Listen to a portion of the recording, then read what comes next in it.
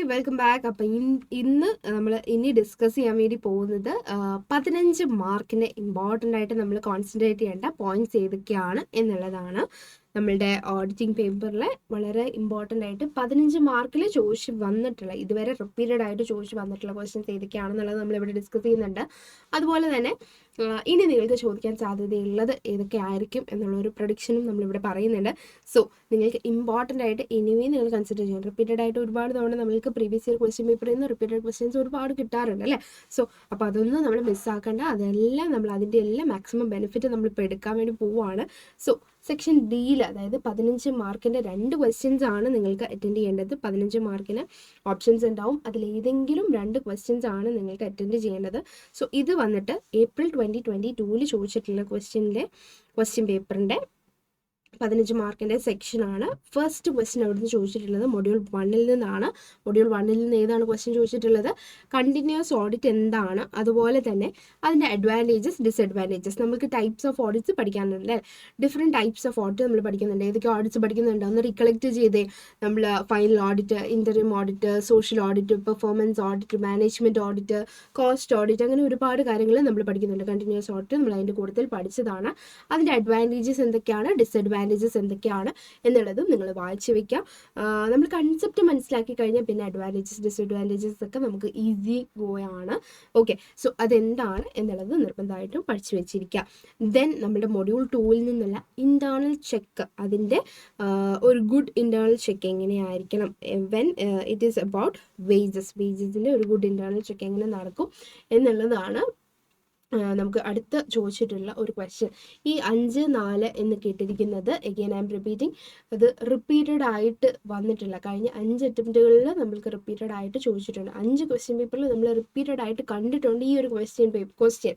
അപ്പോൾ അത് റിപ്പീറ്റ് ചെയ്യാനുള്ള സാധ്യതയേക്കാൾ കൂടുതൽ നിങ്ങൾക്ക് വേറൊരു ടൈപ്പ് ഓഫ് ഓഡിറ്റ് ചോദിക്കാനാണ്. ബട്ട് എഗെയിൻ നിങ്ങൾ എന്ത് ചെയ്യുക, ഈ ഒരു കണ്ടിന്യൂസ് ഓഡിറ്റ് നിങ്ങൾ നിങ്ങൾ ഈ ഒരു ക്വസ്റ്റ്യൻ മുന്നിൽ കണ്ടു. സോ ആ ക്വസ്റ്റ്യൻ നിങ്ങൾ പഠിച്ചിട്ടുണ്ടെങ്കിൽ, ആ ക്വസ്റ്റ്യൻ നിങ്ങൾ കവർ ചെയ്തിട്ടുണ്ട്, ആ ക്വസ്റ്റ്യനിൽ വന്നിട്ടുള്ള കൺസെപ്റ്റ് നിങ്ങൾക്ക് അറിയാവുന്നതാണ് എന്നുള്ളത് കൺഫേം ചെയ്യുക തന്നെ വേണം. ചിലപ്പോൾ നാളെ നമ്മുടെ ക്വസ്റ്റ്യൻ പേപ്പറിൽ മേബി ഇതായിരിക്കാം റിപ്പീറ്റ് ചെയ്യുന്നത്. 15 മാർക്കാണ്, നമ്മുടെ 15 മാർക്കാണ് നമ്മൾക്ക് കൈ കിട്ടുന്നത്. ഒന്ന് ശ്രദ്ധിച്ചാൽ, ഒരു 5 മിനിറ്റ് ഒന്ന് നമ്മൾ മാറ്റി വെച്ച് ആ ഒരു പോർഷൻ എടുത്ത് ജസ്റ്റ് ഒന്ന് വായിച്ച് അതിൻ്റെ കൺസെപ്റ്റ് മാത്രം ഒന്ന് മനസ്സിലാക്കി വെച്ചിട്ട് നിങ്ങൾക്ക് ഈസി ആയിട്ട് റീപ്രൊഡ്യൂസ് ചെയ്യാനായിട്ട് തീർച്ചയായിട്ടും പറ്റും. സോ ആ ഒരു ക്വസ്റ്റ്യൻ നിങ്ങൾ എന്തായാലും കവർ ചെയ്ത് തന്നെ പോവുക. ഇപ്പം തന്നെ വീഡിയോ ഒന്ന് പോസ് ചെയ്തിട്ട് നിങ്ങൾ എന്ത് ചെയ്യുക, ആ ഒരു കൺസെപ്റ്റ് എടുക്കുക, വായിക്കുക, കവർ ചെയ്യുക. നിങ്ങൾക്കത് മനസ്സിലായി എന്ന് ഉറപ്പ് വരുത്തുക. ഏതെങ്കിലും പോർഷനിൽ എന്തെങ്കിലും ഡൗട്ട് ഉണ്ടെന്നുണ്ടെങ്കിൽ കമൻറ്റ് ഇടുക, നമ്മളത് ക്ലിയർ ചെയ്യുന്നതായിരിക്കും. ദെൻ നമുക്ക് അടുത്ത് ചോദിച്ചിട്ടുള്ള ക്വസ്റ്റ്യൻ നമ്മൾ പറഞ്ഞതുപോലെ ഇൻറ്റേർണൽ ചെക്കാണ്. ആ ഒരു ഏരിയ നിങ്ങൾ എന്ത് ചെയ്യുക, പഠിച്ച് വെച്ചിരിക്കുക. 4 അറ്റംപ്റ്റുകളിൽ നിങ്ങൾക്ക് ചോദിച്ചിട്ടുണ്ട്, 4 അറ്റംപ്റ്റുകളിൽ ചോദിച്ച് കണ്ടിട്ടുണ്ട്. 4 എക്സാംസിൽ റിപ്പീറ്റഡ് ആയിട്ട് ഈ ഒരു ക്വസ്റ്റ്യൻ ചോദിച്ച് വന്നിട്ടുണ്ട്. ഒരു good internal check as to wages എങ്ങനെയാണ് എന്നുള്ളത്, അതുപോലെ തന്നെ എന്താണ് ഇൻറ്റേർണൽ ചെക്ക് എന്നുള്ളത്. സോ നിങ്ങൾ ഈ ഓരോ ക്വസ്റ്റ്യൻസ് കവർ ചെയ്യുന്ന സമയത്തും, ഇപ്പം നമ്മൾ കണ്ടിന്യൂസ് ഓഡിറ്റ്, ടൈപ്സ് ഓഫ് ഓഡിറ്റിൻ്റെ ഒരു ഏരിയ ആണ് അല്ലേ, ടൈപ്സ് ഓഫ് ഓഡിറ്റിൻ്റെ ഒരു ഏരിയ ആണ്. അപ്പോൾ ടൈപ്സ് ഓഫ് ഓഡിറ്റിൽ വേറെ ഏതൊക്കെ ടൈപ്സ് ഉണ്ട് എന്നുള്ളത് നിങ്ങൾ എന്ത് ചെയ്യുക, പരിചയപ്പെട്ടിരിക്കുക. ഓക്കെ, ഇപ്പം നമ്മളുടെ രണ്ടാമത്തെ ക്വസ്റ്റ്യൻ ഇൻറ്റേർണൽ ചെക്കാണ്. ഇൻറ്റേർണൽ ചെക്ക് നമ്മുടെ മൊഡ്യൂൾ 2-ൽ പഠിക്കുമ്പോൾ ഇൻറ്റേർണൽ കൺട്രോൾ എന്താണ്, ഇൻറ്റേർണൽ ഓഡിറ്റ് എന്താണ് എന്നുള്ളതും കൂടെ നിങ്ങൾ എന്ത് ചെയ്യുക, അണ്ടർസ്റ്റാൻഡ് ചെയ്ത് വെക്കുക, നിങ്ങൾ കവർ ചെയ്ത് വെക്കുക. നിങ്ങളുടെ മുന്നിലൂടെ അത് ആ ഒരു ടോപ്പിക്സ് അല്ലെങ്കിൽ ആ ഒരു പോർഷൻസ് അതിൻ്റെ കൺസെപ്റ്റ് കടന്നു പോയിട്ടുണ്ട് എന്നുള്ളത് ഉറപ്പാക്കുക. അപ്പം ജസ്റ്റ് ഒന്ന് വായിച്ചിരിക്കുക. നിങ്ങൾ അതിൻ്റെ കൺസെപ്റ്റ് മനസ്സിലാക്കിയാൽ തന്നെ നിങ്ങൾക്ക് അത് എന്ത് ചെയ്യാൻ പറ്റും, റീപ്രൊഡ്യൂസ് ചെയ്യാൻ പറ്റും. ദെൻ ഇത് രണ്ടും റിപ്പീറ്റഡ് ആയിട്ട് അധികം ചോദിച്ച് കണ്ടിട്ടില്ല. ജനറൽ ഓഡിറ്റിംഗ് സ്റ്റാൻഡേർഡ്സ് എന്താണ് എന്നുള്ളതും, അതുപോലെ തന്നെ vouching payments. The auditor does not merely seek proof that money has been paid away. അതിലൊരു കമൻറ്റ് കൊടുക്കാനാണ് പറഞ്ഞിട്ടുള്ളത്. സോ ഈ 2 പോർഷൻസും, ഈ 2 ക്വസ്റ്റ്യൻസ് നിങ്ങൾക്ക് വേണമെങ്കിൽ നാളെ നിങ്ങളുടെ ക്വസ്റ്റ്യനിൽ റിപ്പീറ്റഡ് ആയിട്ട് കാണാം. ഓക്കെ, അപ്പോൾ നാളെ നിങ്ങളുടെ ക്വസ്റ്റ്യൻ പേപ്പറിൽ വരുമ്പോഴായിരിക്കും ഇത് 2 തവണ റിപ്പീറ്റ് ചെയ്തു എന്ന് നമുക്ക് പറയാൻ പറ്റുന്നത്. സോ അങ്ങനെയാണെന്നുണ്ടെങ്കിൽ നിങ്ങൾക്ക് ഈ ഒരു 15 മാർക്കിൻ്റെ ഈ 2 ക്വസ്റ്റ്യൻസ് നിങ്ങൾ സ്കിപ്പ് ചെയ്യാതെ ഇപ്പം തന്നെ കവർ ചെയ്തിട്ടുണ്ട് എന്നുള്ളത് ഉറപ്പാക്കുക. ദെൻ റിപ്പീറ്റഡ് ആയിട്ട് ചോദിച്ചു കണ്ടിട്ടുള്ളത് ലയബിലിറ്റീസ്, നമ്മളുടെ ഓഡിറ്ററിൻ്റെ ലയബിലിറ്റീസ് എന്താണ് എന്നുള്ളത്, ഓഡിറ്ററിൻ്റെ ലയബിലിറ്റീസ് എന്താണ് എന്നുള്ളതും ചോദിച്ചു കണ്ടിട്ടുണ്ട്. പിന്നെന്താണ് ചോദിച്ചിട്ടുള്ളത്, procedure as regards investigation suspected as to, നമ്മൾ ടൈപ്സ് ഓഫ് ഇൻവെസ്റ്റിഗേഷൻ ഏതൊക്കെയാണെന്നുള്ളത് നമ്മൾ ക്വസ്റ്റ്യൻ കണ്ടിട്ടുണ്ട്, കുറച്ച് നേരത്തെ നമ്മൾ ഡിസ്കസ് ചെയ്തപ്പോൾ കണ്ടിട്ടുണ്ടായിരുന്നു ടൈപ്സ് ഓഫ് ഓഡിറ്റ് എന്തൊക്കെയാണെന്നുള്ളത്. അപ്പോൾ അതിലൊരു ടൈപ്പാണ് ഈ പറഞ്ഞ suspected fraud as to cash. അപ്പം ആ ഒരു ടൈപ്പ് ഓഫ് ഓഡിറ്റിന് നമ്മൾ അതിൻ്റെ ഒരു പ്രൊസീജിയർ ഇൻ ബ്രീഫ് നമ്മൾ എക്സ്പ്ലെയിൻ ചെയ്യാനായിട്ടാണ് ഇവിടെ പറഞ്ഞിട്ടുള്ളത്. എഗെയിൻ 15 മാർക്കിൻ്റെ ഒരു question from module 5, last module, special ഇൻവെസ്റ്റിഗേഷനും അതുപോലെ തന്നെ ഇൻവെസ്റ്റിഗേഷൻ റിലേറ്റഡ് ആയിട്ടുള്ള കാര്യങ്ങൾ നമ്മൾ പഠിക്കുന്ന ഒരു മൊഡ്യൂളാണ്. ആ ഒരു മൊഡ്യൂളിൽ നിന്നാണ് അടുത്ത 5 മാർക്സ് അല്ലല്ലോ 15 മാർക്സ് ചോദിച്ചിട്ടുള്ളത്. സോ ഈ ഇത്രയും ക്വസ്റ്റ്യൻസ് ഇത് കണ്ടോ, നിങ്ങൾക്ക് 1 2 3 4 5 6 7 ക്വസ്റ്റ്യൻ തന്നിട്ട് 6 ക്വസ്റ്റ്യൻ തന്നിട്ട് നിങ്ങൾക്ക് അതിൽ നിന്ന് 2 എണ്ണമാണ് നിങ്ങൾക്കൊരു ഓപ്ഷനായിട്ട് വന്നിട്ടുള്ളത്. സോ എന്തായാലും നിങ്ങൾക്ക് ഇതിൽ ഏതെങ്കിലും നിങ്ങൾക്ക് തിരഞ്ഞെടുക്കാൻ പറ്റുന്ന എന്തെങ്കിലുമൊക്കെ ഉണ്ടാവും എന്നുള്ളത് മസ്റ്റാണ്. ഇല്ലാന്നുണ്ടെങ്കിൽ നമ്മളിപ്പോൾ അത് കൺഫേം ചെയ്യും. യെസ്, ദെൻ അടുത്ത ഒരു ക്വസ്റ്റ്യൻ പേപ്പർ, അതായത് മാർച്ച് 2020 ചോദിച്ചിട്ടുള്ള ക്വസ്റ്റ്യൻ പേപ്പറിലെ സെക്ഷൻ ഡി, അവിടെയും ഈ പറഞ്ഞതുപോലെ നമുക്ക് എത്ര ഉണ്ട്, 4 ഓപ്ഷൻസ് ഉണ്ട്. അതിൽ നിന്ന് നമുക്ക് 2 ക്വസ്റ്റ്യൻസ് ആണ് നമ്മൾ അറ്റൻഡ് ചെയ്യേണ്ടത്. എനിവേ നിങ്ങൾക്ക് 15 മാർക്കിന് 30 മാർക്കിൻ്റെ ആയിരിക്കും സെക്ഷൻ ഡി എന്ന് പറയുന്നത്. അപ്പോൾ 15 മാർക്കിന് 2 questions. First of all, process of conducting and investigation again module 5 നിന്നുള്ള ക്വസ്റ്റ്യൻ ആണ്. മൊഡ്യൂൾ 5 അത്രത്തോളം ഇമ്പോർട്ടൻ്റ് ആണെന്നുള്ളത് മനസ്സിലായില്ലേ. നമ്മുടെ process of conducting investigation, I think module 5 എന്ന് പറയുന്നത് കുറച്ച് ഈസിയാണ്, പക്ഷേ ഇമ്പോർട്ടൻറ്റുമാണ്. അപ്പോൾ നിങ്ങൾക്ക് ഈസി ആയിട്ട് ആ ഒരു ചാപ്റ്ററിൽ എന്ത് ചെയ്യാൻ പറ്റും, സ്കോർ ചെയ്യാൻ പറ്റുന്നതായിട്ടുള്ളത് തന്നെയാണ്. ഇതുവരെ നിങ്ങൾ ആ ഒരു ചാപ്റ്റർ അല്ലെങ്കിൽ ആ ഒരു മൊഡ്യൂളിൽ നിങ്ങൾ അധികം കോൺസെൻട്രേറ്റ് ചെയ്ത് പഠിച്ചിട്ടില്ല എന്നുണ്ടെങ്കിൽ ഇപ്പോൾ എടുക്കുക എന്താണ് ഇൻവെസ്റ്റിഗേഷൻ എന്നുള്ളത് ബ്രീഫായിട്ട് നിങ്ങളത് വായിച്ചിരിക്കുക, മനസ്സിലാക്കിയിരിക്കുക. അതായത് നമ്മൾ ഇവിടെ ചോദിച്ചിട്ടുള്ള ക്വസ്റ്റ്യൻ എന്താണ്, process of conducting investigation module 5 നിന്നാണ്. റിപ്പീറ്റഡ് ആയിട്ട് ചോദിച്ച് കണ്ടിട്ടില്ല, വേണമെങ്കിൽ നമ്മുടെ അറ്റംപ്റ്റിലായിരിക്കും അത് റിപ്പീറ്റഡ് ആയിട്ട് വരാൻ സാധ്യതയുള്ളത്. ദെൻ വൗച്ചിങ് എന്നുള്ളത് നമ്മൾ കുറേ നേരമായിട്ട് കവർ ചെയ്യുമ്പോൾ 1 മാർക്കിൻ്റെ ക്വസ്റ്റ്യനിലും നമ്മൾ ഒരുപാട് കണ്ടു അല്ലേ. ആ ഒരു വൗച്ചിങ് അല്ലെങ്കിൽ പ്രൈമറി വൗച്ചർ എന്താണ്, വൗച്ചിങ് എന്താണ് എന്നുള്ള കുറേ ക്വസ്റ്റ്യൻ നമ്മൾ കുറേ തവണ റിപ്പീറ്റഡ് ആയിട്ട് കണ്ടു. സോ വൗച്ചിങ് എന്നൊരു ചാപ്റ്റർ, അതായത് നമ്മുടെ മൊഡ്യൂൾ 3 വൗച്ചിങ് ആണ്, വെരിഫിക്കേഷൻ ആണ്. അതിൽ വൗച്ചിങ് വളരെ ഇമ്പോർട്ടൻ്റ് ആയിട്ട് നമ്മൾ ഒരുപാട് തവണ മിക്കവാറും ക്വസ്റ്റ്യൻ പേപ്പറുകളെല്ലാം ചോദിച്ചു കണ്ടിട്ടുണ്ട്. സോ വൗച്ചിങ് എന്ന് പറയുന്നത് ഒരു ഓഡിറ്റിങ്ങിൻ്റെ എസെൻസ് ആണ് എന്നുള്ളത് ഒരു സ്റ്റേറ്റ്മെൻറ്റ് തന്നിട്ടുണ്ട്, അതിൽ കമൻറ്റ് ചെയ്യുക എന്നുള്ളതാണ്. വൗച്ചിങ് എന്താണ്, എത്ര വൗച്ചേഴ്സ് ഉണ്ട്, അല്ലെങ്കിൽ ഓഡിറ്റിംഗ് എന്താണ് എന്നറിയാം എന്നൊരാൾക്ക് ഈസി ആയിട്ട് ഈ 15 മാർക്കും കൊണ്ട് പോകാം. ബേസിക്കലി നമ്മൾ വൗച്ചിങ് എന്താണ് എന്നറിഞ്ഞിരിക്കുക, ഓഡിറ്റിംഗ് എന്താണ് നമുക്ക് ബൈ നൗ അറിയാം. നമുക്ക് കുറേ കൺസെപ്റ്റ് അറിയാം, ഓഡിറ്റിങ്ങിൻ്റെ കുറേ കാര്യങ്ങൾ നമുക്കറിയാം. ഓഡിറ്റിങ്ങിനെ പറ്റി ചോദിച്ചാൽ നമുക്കിനി 100 വാക്കുകളുണ്ട് എഴുതാനായിട്ട് അല്ലേ, 100 സെൻറ്റൻസുകളുണ്ട് എഴുതാനായിട്ട്. അപ്പോൾ നമുക്ക് അത് വൗച്ചിങ് എന്താണ് എന്നുകൂടെ അറിഞ്ഞിരുന്നാൽ നമുക്കത് എന്ത് ചെയ്യാൻ പറ്റും, കമ്പൈൻ ചെയ്ത് ഈ ഒരു 15 മാർക്ക് നമുക്കിവിടെ സ്കോർ ചെയ്യാനായിട്ട് പറ്റും. സോ ഇതുവരെ വൗച്ചിങ് എന്താണെന്ന് കവർ ചെയ്തിട്ടില്ലാത്തവരാണെങ്കിൽ ഇപ്പോൾ എടുക്കുക, കവർ ചെയ്യുക. അപ്പോൾ നിങ്ങൾ ഓൾറെഡി കവർ ചെയ്തിട്ടുള്ളവർ എന്താ ചെയ്യേണ്ടത്, എഗെയിൻ എടുക്കുക, ഒന്ന് വായിച്ചു വെക്കുമ്പോൾ എന്താണ്, റിവിഷനാണ് നടക്കുന്നത്. റിവിഷൻ നടക്കുമ്പോൾ നിങ്ങളത് മറന്നു പോകാനുള്ള ചാൻസ് കുറയുവാണ് അല്ലേ. അപ്പോൾ നിങ്ങൾ റിവിഷൻ ചെയ്യുക. ദെൻ അടുത്തത് മൊഡ്യൂൾ 2 നിന്നുള്ളതാണ്. റിപ്പീറ്റഡ്ലി 2 തവണ ചോദിച്ചു കണ്ടിട്ടുണ്ട്. പ്രിലിമിനറി സ്റ്റെപ്സ്, ഇത് നിങ്ങൾ ശ്രദ്ധിക്കണം. ബിക്കോസ് നമ്മളുടെ ഓഡിറ്റിംഗ് എന്ന പേപ്പറിൽ 2 സ്ഥലത്ത് സിമിലർ ആയിട്ടൊരു സംഭവം കിടപ്പുണ്ട്. അതായത് ഈ 2 ക്വസ്റ്റ്യൻസ് തന്നെ വെച്ചിട്ട് നമുക്കത് ഇത് പറയാവുന്നതാണ്. Preliminary steps taken by an auditor before commencement of, നിങ്ങൾ ശ്രദ്ധിക്കണം, before commencement of new audit എന്നാണ് ചോദിച്ചിട്ടുള്ളത്. നമ്മളുടെ മൊഡ്യൂൾ 4 നോക്കുകയാണെന്നുണ്ടെങ്കിൽ അവിടെയും പറഞ്ഞിട്ടുണ്ട് preliminary steps taken by an auditor before commencement of a company audit എന്ന് പറയുന്നുണ്ട്. സോ നമ്മൾ ക്വസ്റ്റ്യൻ വായിക്കുമ്പം ശ്രദ്ധിച്ച് വായിക്കണം. ഇപ്പം നിങ്ങൾ കമ്പനി ഓഡിറ്റ് ആണ് പഠിച്ചതെങ്കിൽ ഈ ന്യൂ ഓഡിറ്റ് എന്നൊരു ടേം ശ്രദ്ധിക്കാതെ കമ്പനി ഓഡിറ്റിൻ്റെ പോയിന്റ്സ് എഴുതുന്നത് കുറേയൊക്കെ സിമിലർ ആയിരിക്കും, പക്ഷേ ആ ഒരു 15 മാർക്കിൻ്റെ ക്വാളിറ്റി കുറയും. കംപ്ലീറ്റ് മാർക്ക് സ്കോർ ചെയ്യാനുള്ള ആ ഒരു ചാൻസ് എന്ന് പറയുന്നത് കുറയാണ്. സോ എന്തായാലും നിങ്ങൾ കമ്പനി ഓഡിറ്റിൻ്റെ ആണോ പ്രിലിമിനറി സ്റ്റെപ്പ് ചോദിച്ചിരിക്കുന്നത്, ന്യൂ ഓഡിറ്റിൻ്റെ ആണോ എന്നുള്ളത് നിങ്ങൾ ഐഡൻറ്റിഫൈ ചെയ്തിട്ട് ക്വസ്റ്റ്യൻ എനിവേ നിങ്ങൾ റിപ്പീറ്റഡ് ആയിട്ട് വായിച്ച് നന്നായിട്ട് മനസ്സിലാക്കിയതിന് ശേഷം മാത്രം ആൻസറിങ്ങിലേക്ക് കടക്കുക. സോ ഈ ഒരു ഏരിയ, അതായത് പ്രിലിമിനറി സ്റ്റെപ്സ് 2 പഠിച്ചു വയ്ക്കുക. 2-നകത്ത് നിങ്ങൾക്ക് കോമൺ ആയിട്ട് പഠിക്കാനുള്ള സംഭവങ്ങൾ ഉണ്ടാവും തീർച്ചയായിട്ടും. പിന്നെ അടുത്തൊരു ക്വസ്റ്റ്യൻ നോക്കിയേ, special consideration involve in the audit of company.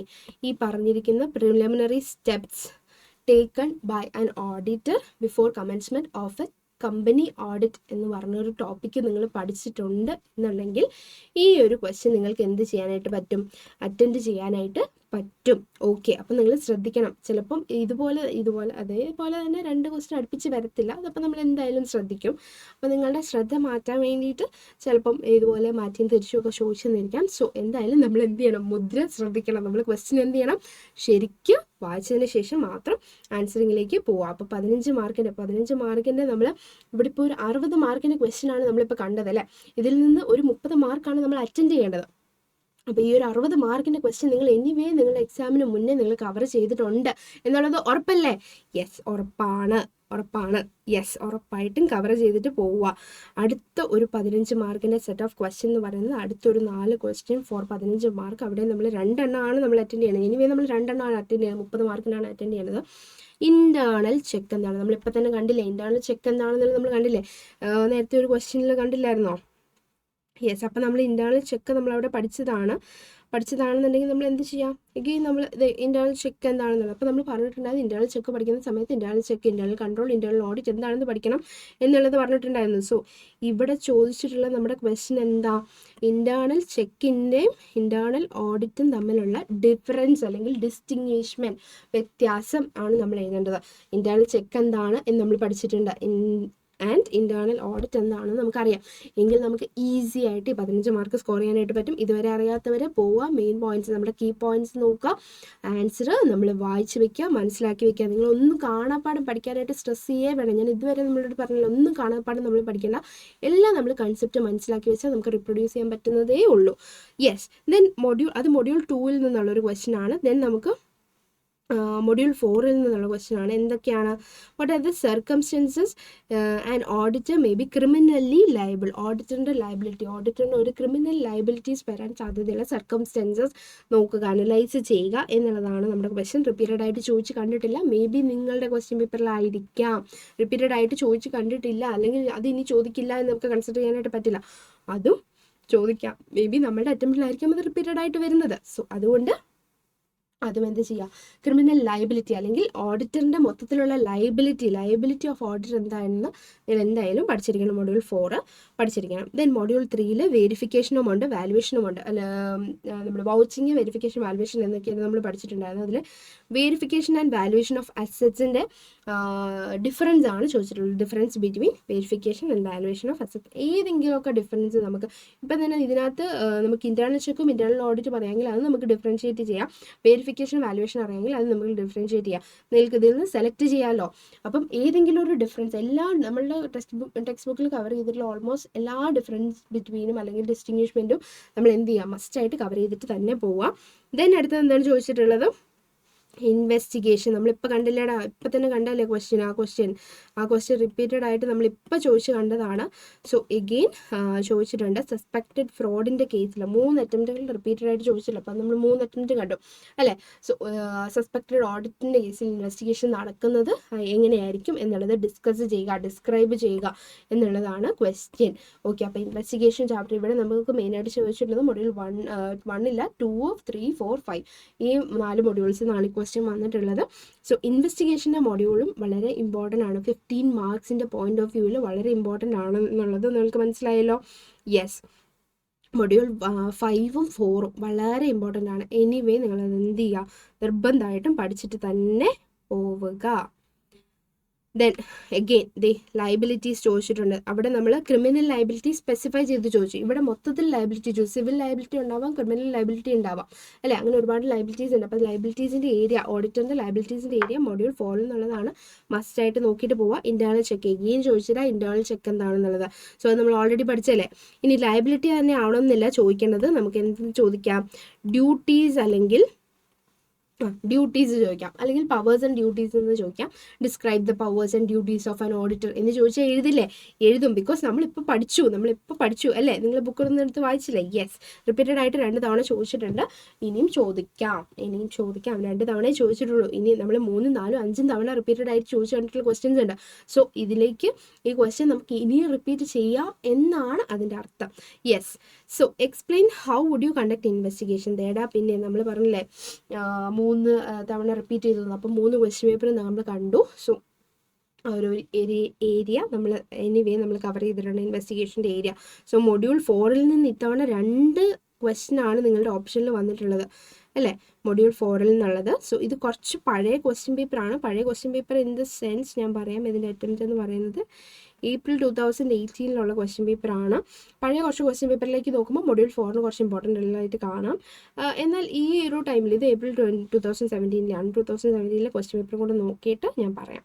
Okay, so 4 options ആണ് നമുക്കന്ന് ഉണ്ടായിരുന്നത്. അന്ന് April 2017 2018 നമുക്ക് 4 ഓപ്ഷൻസ് ഉണ്ടായിരുന്നുള്ളൂ. ഇപ്പോൾ നമുക്ക് ഓപ്ഷൻസ് ഒരുപാടുണ്ട് അല്ലേ. ഇപ്പോൾ നമ്മൾ റീസെൻറ്റ് ക്വസ്റ്റ്യൻ പേപ്പർ April 2022 നോക്കിയപ്പോൾ നമുക്ക് 6 ഓപ്ഷനിൽ നിന്ന് 2 ആയിരുന്നു എഴുതാൻ തന്നിട്ടുണ്ടായിരുന്നത്.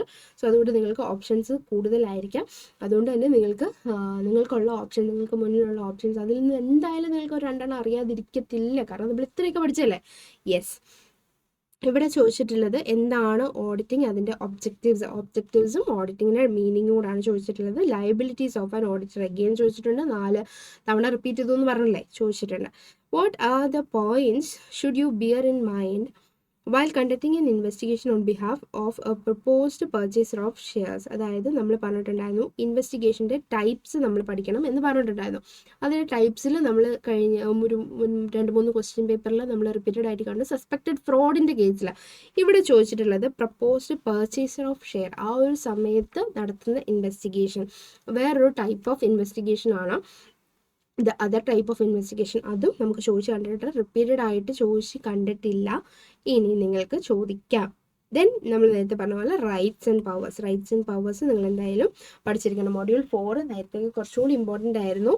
എവിടെ 15 മാർക്കിൻ്റെ പോയിന്റ് ഓഫ് വ്യൂവിൽ. ഇപ്പം നമുക്ക് അങ്ങനെയല്ല, എല്ലാ മൊഡ്യൂൾസിൽ നിന്നും നിങ്ങൾക്ക് ഓരോ ക്വസ്റ്റ്യൻസ് വരാറുണ്ട്. April 2022 April 2022 ക്വസ്റ്റ്യൻ നോക്കുകയാണെങ്കിൽ മൊഡ്യൂൾ 1 2 3 4 5 എല്ലാം നമുക്ക് ക്വസ്റ്റ്യൻസ് വന്ന് കണ്ടിട്ടുണ്ട്. സോ നിങ്ങൾക്ക് എന്തായാലും അതിൽ നിന്ന് 2 നിങ്ങൾ ഉറപ്പായിട്ട് എഴുതുന്നുണ്ടാവും. അപ്പോൾ നമ്മൾ ഇപ്പോൾ ഡിസ്കസ് ചെയ്തിട്ടുള്ള ക്വസ്റ്റ്യൻസ് അല്ലെങ്കിൽ ആ ഒരു ഏരിയാസ്, അതിൻ്റെ റിലേറ്റഡ് ഏരിയാസ് നമ്മൾ മസ്റ്റായിട്ടും കവർ ചെയ്തിട്ടുണ്ട് എന്നുള്ളത് ഉറപ്പാക്കുക എന്നുള്ളതാണ് നമ്മുടെ ഇനി കുറച്ച് നേരത്തെ ഒരു ടാസ്ക്. നിങ്ങളൊരു ½ ആൻ അവർ സ്പെൻഡ് ചെയ്യുക, ഈ ഒരു ഇമ്പോർട്ടൻറ്റ് ടോപ്പിക്സ് നോട്ട് ഡൗൺ ചെയ്യുക. അത് നിങ്ങൾ ഓൾറെഡി കവർ ചെയ്തിട്ടുള്ളതാണെങ്കിൽ ടിക്ക് കൊടുക്കുക, വായിക്കുക. കവർ ചെയ്തിട്ടില്ലാത്തതാണെന്നുണ്ടെങ്കിൽ നിങ്ങൾ എന്ത് ചെയ്യുക, അതെടുത്തൊന്ന് മനസ്സിലാക്കാനായിട്ട് ശ്രമിക്കുക, ഡൗട്ടുള്ളത് ചോദിക്കുക. ആ ഒരു പോർഷൻസ് എനിവേ നമ്മുടെ കയ്യിൽ ഭദ്രമാക്കി വെച്ചിട്ട് മാത്രം നമ്മൾ എക്സാം ഹാളിലേക്ക് പോവുക. സോ ഷുവർ പാസ് ആണ്, നമ്മൾക്ക് എനിവേ ഷുവർ പാസ് ആണ്. സോ ഇത്രയും ഇമ്പോർട്ടൻറ്റ് ടോപ്പിക്സ് ഒക്കെ നമ്മൾ കവർ ചെയ്യുന്നുണ്ട്. ഇപ്പോൾ നിങ്ങൾ തോന്നും ഇതിപ്പോൾ എല്ലാം ഇമ്പോർട്ടൻ്റ് ആയിട്ട് പറയുന്നുണ്ടല്ലോ എന്നുള്ളത്. ബട്ട് അല്ല, നമുക്ക് 80 മാർക്സിൻ്റെ പേപ്പറാണ് അല്ലേ. 80 മാർക്സിൽ നമ്മൾക്ക് നമ്മുടെ ടെക്സ്റ്റിൽ മേ ബി ഒരു 200 അല്ലെങ്കിൽ ഒരു 300 മാർക്സിന് ചോദിക്കാനുള്ള ചാൻസ് ഉള്ള കണ്ടന്റ് ഉണ്ടല്ലേ നമ്മുടെ ടെക്സ്റ്റിൽ. സോ അതിൽ നിന്ന് നമ്മൾ വളരെ ചുരുക്കം മാത്രമേ നമ്മൾ ഇമ്പോർട്ടൻ്റ് ആയിട്ട് എടുക്കുന്നത്. നമ്മൾ എനിവേ എല്ലാം പഠിക്കേണ്ടത് മസ്റ്റാണ്. പക്ഷേ ഈ ഒരു ലാസ്റ്റ് മിനിറ്റിൽ നമ്മൾ എന്താണ് ചെയ്യുന്നത്, സ്മാർട്ട് സ്റ്റഡിയാണ് നമ്മൾ ചെയ്യുന്നത്. എല്ലാം കൂടെ കണ്ടിട്ടിരുന്ന് ടെൻഷൻ അടിക്കാനല്ല, ഇമ്പോർട്ടൻ്റ് ആയിട്ട് ക്വസ്റ്റ്യൻ പേപ്പർ അനാലിസിസിലൂടെ നമുക്ക് ഇമ്പോർട്ടൻ്റ് ആയിട്ട് തോന്നിയിട്ടുള്ള ഏരിയാസ്, റിപ്പീറ്റഡ് ആയിട്ട് വന്നിട്ടുള്ള ക്വസ്റ്റ്യൻസ് വെച്ചിട്ട് നമ്മൾ എന്ത് ചെയ്യുക, നമ്മുടെ പ്രിപ്പറേഷൻ മുന്നോട്ട് കൊണ്ടുപോവുക. ഇതിൽ നിന്നൊക്കെ നിങ്ങൾക്ക് എന്തായാലും ഉറപ്പായിട്ടും ക്വസ്റ്റ്യൻസ് വന്ന് കാണാനുള്ള സാധ്യത ഉറപ്പാണ്. സോ എല്ലാവരും ഈ ടോപ്പിക്സ് നല്ല രീതിയിൽ കവർ ചെയ്യുക. All the best.